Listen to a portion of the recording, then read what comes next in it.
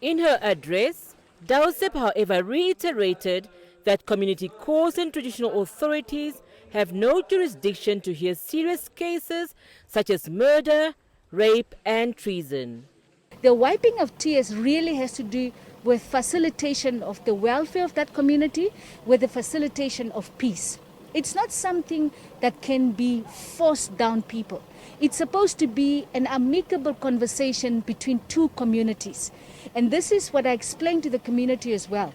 If those two communities, those two parties, don't want to subject themselves to that particular authority, you have a problem.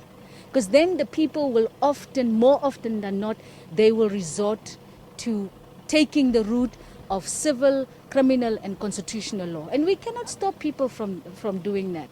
She urged communities not to take the law into their hands when they are not happy with the efforts of the police to resolve cases. And the frustration comes from the fact that the institutions that are in place to investigate crimes, to prevent crimes, there is a lack there. People are not seeing enough of those activities taking place, and that's what frustrates them. And that's why people would sometimes resort to threatening taking the law into their own hands. As you heard me say, don't take the law into our own hands.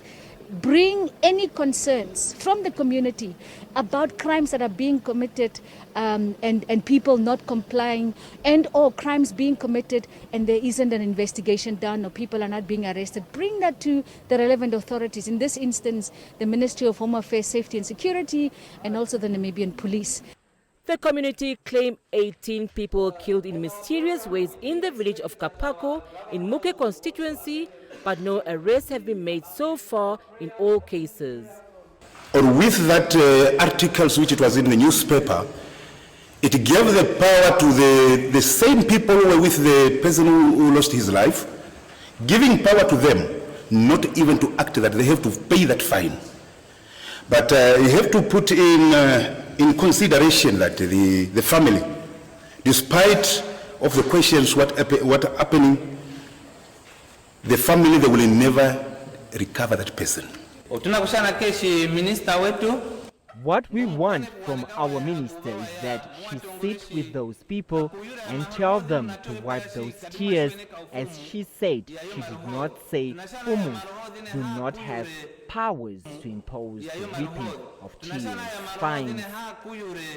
Recently, 18 people were fined by the traditional authority for negligence following the death of UNAM student Mukuve Kayanga. The body of Kayanga was later found floating in the Kavango River.